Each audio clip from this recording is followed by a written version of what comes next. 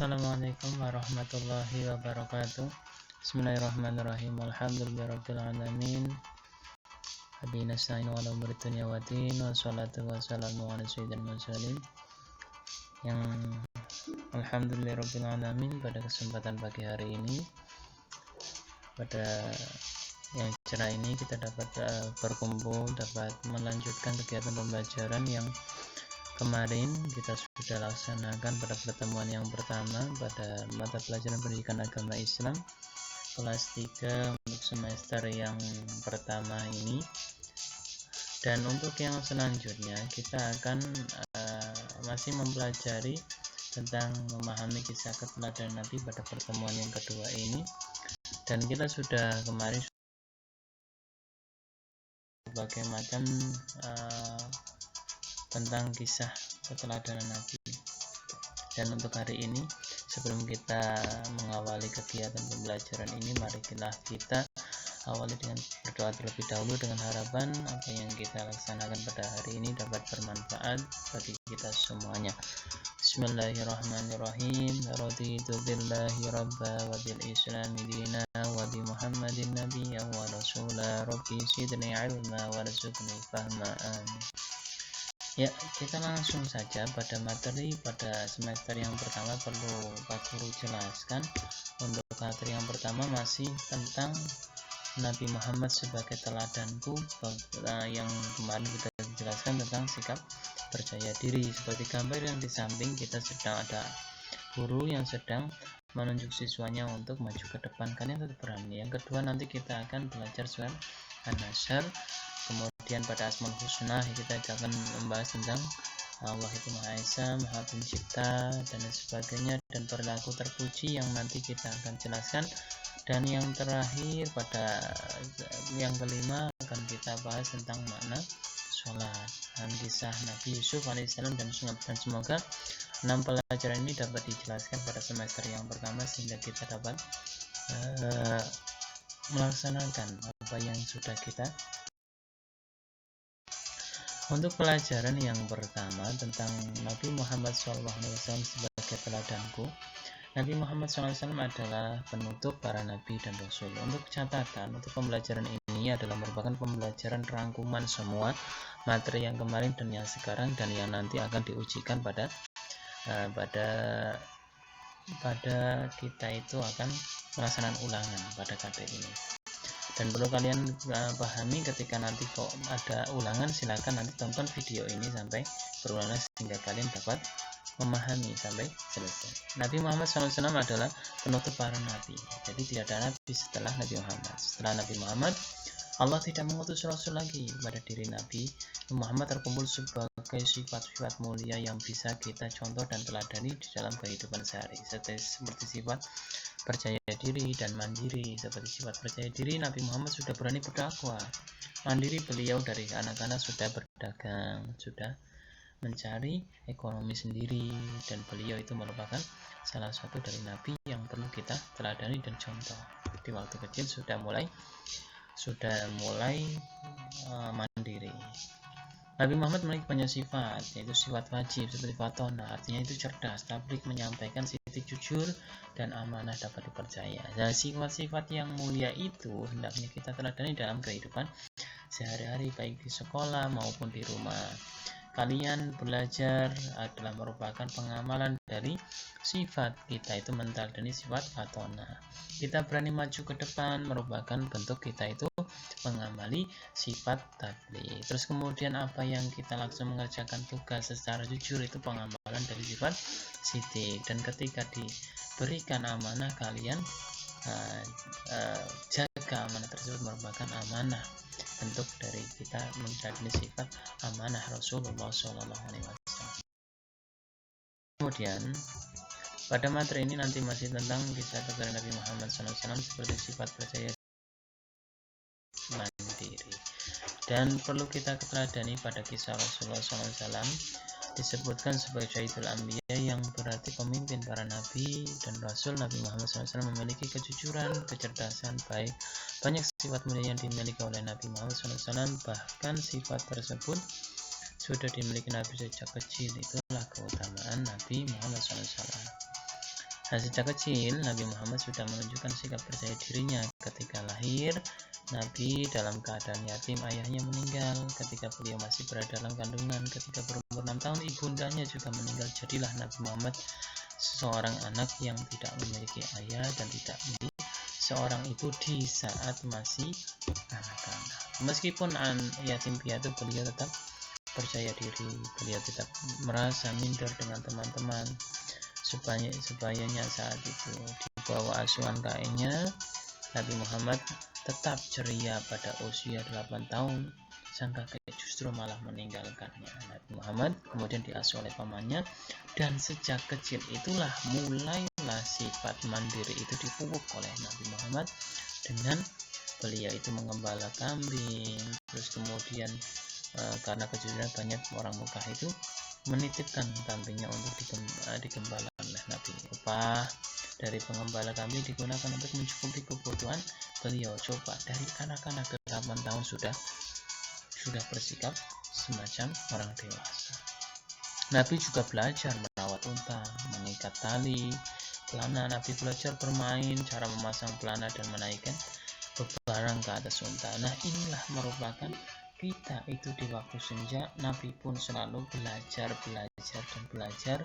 Senambi mereka itu hidup secara mandiri. Seorang Nabi kita yang perlu dari usia itu kita sudah mulai mencontohnya.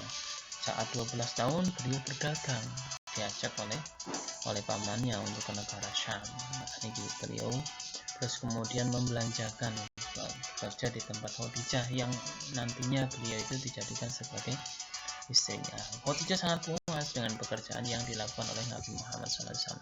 Di mata penduduk Makkah, Nabi sangatlah dipercaya. Mereka memberikan julukan Al-Amin karena Nabi Muhammad sangat jujur, ya, kayak gitu. Artinya ini merupakan Nabi. Suatu ketika para pemimpin Quraisy itu berebut ingin meletakkan Hajar Aswad, tapi dengan kebijakannya beliau itu menggunakan agar supaya semuanya itu ikut mengangkat, sehingga Nabi itu menjadikan salah seorang pemuda yang memberikan solusi terbaik dan diberilah gelar Al-Amin. Inilah di beliau yang perlu kita teladani. Dan kemudian ketika berdakwah, Nabi Muhammad SAW juga percaya diri. Meskipun kaum Quraisy menantang, Nabi tetap berdakwah. Nabi mengajak penduduk Mekah untuk menyembah Allah Subhanahu wa Ta'ala dan meninggalkan berhalanya.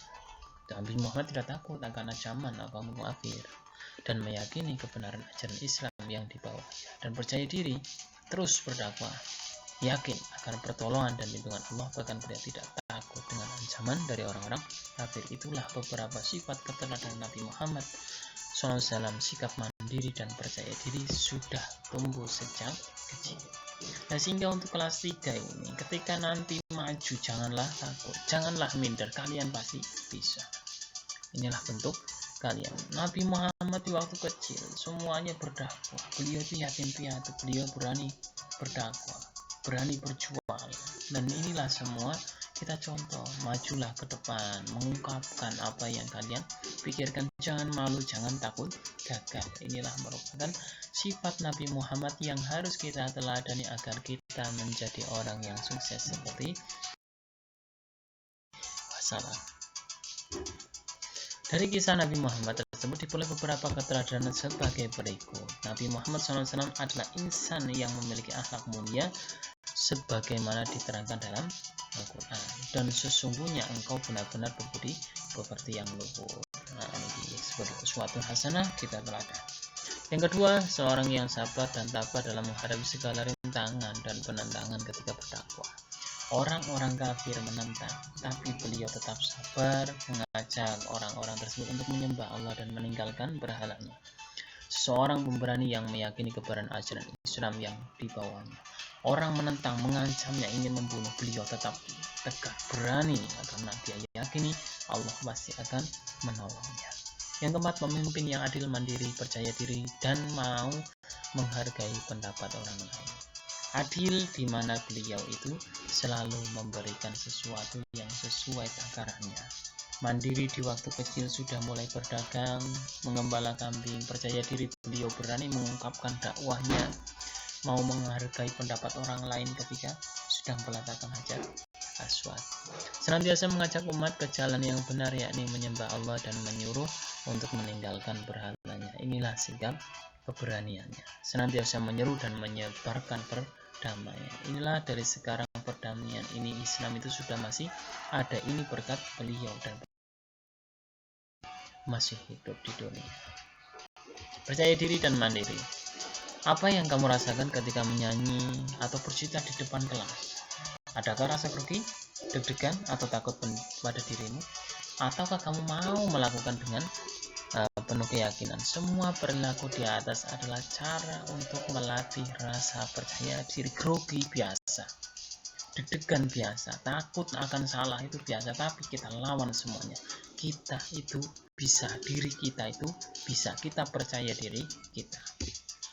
Nah, percaya diri berarti percaya kepada diri sendiri atau meyakini bahwa kita memiliki kemampuan untuk melakukan sesuatu pekerjaan yang baik, pantang menyerah dan tidak berputus asa. Setiap orang memiliki kemampuan tersebut, semua itu pemberian dari Allah. Maka janganlah kalian takut diri kita tidak bisa, yakinlah diri kita itu pasti bisa. Gagal apa yang kita lakukan di dunia, ini semua karunia oleh Allah. Semua orang itu bisa. Seperti contoh, kita harus yakini bahwa belajar akan membuat kita pintar. Kita mengerjakan tugas, kita harus percaya diri dengan cara mengerjakan dengan sungguh-sungguh. Belajar sebelum kita mengerjakan, jangan mudah putus asa. Aduh, ini sulit dan sulit. Kalian jangan putus asa, pasti kalian bisa. Kita mendapatkan kesulitan adalah tantangan yang harus dihadapi.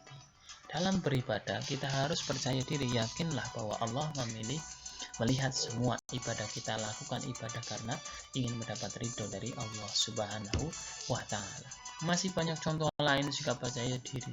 Berlatih menjadi orang yang percaya diri dengan cara rajin belajar, rajin beribadah, dan melaksanakan tugas dengan penuh tanggung jawab.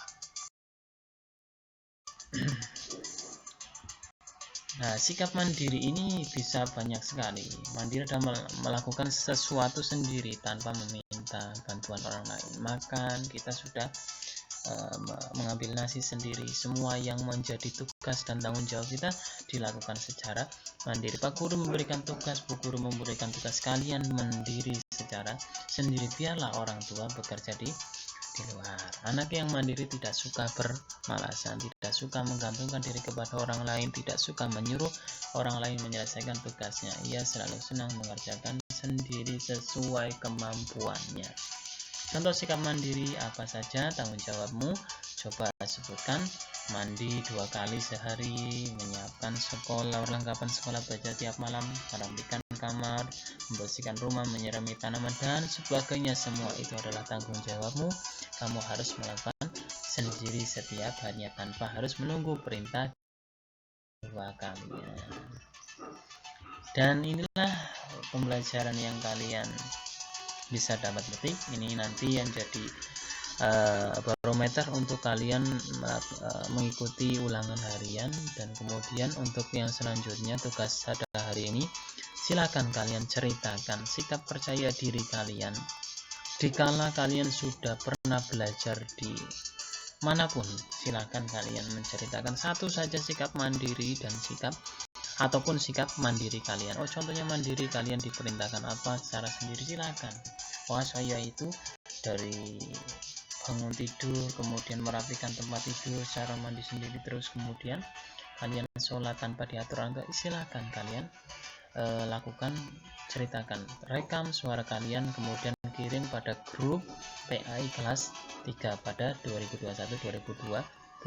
Ya, cukup sekian dari Pak Guru. Banyak kesalahan, minta maaf, baik tutur kata maupun yang sebagainya. Pak Guru mohon maaf seterusnya. Dan mari kita tutup dengan bacaan hamdalah bersama-sama. Alhamdulillahirabbil alamin. Akhirul kalam, wassalamualaikum warahmatullahi wabarakatuh.